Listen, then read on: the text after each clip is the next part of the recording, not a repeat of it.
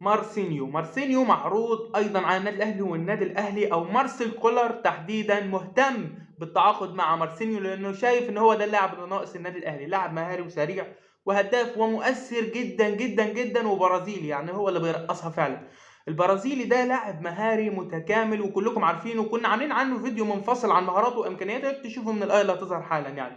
لاعب متكامل، النادي الأهلي دخل برضه في مفاوضات وبيضغط على النادي الياباني عشان ياخد اللاعب بأي رقم، ولكن النادي الأهلي كان عارض مليون يورو. عشان كده النادي الأهلي، طبعا النادي الياباني كان عايز مبلغ أكتر من كده، ولكن النادي الأهلي رفض.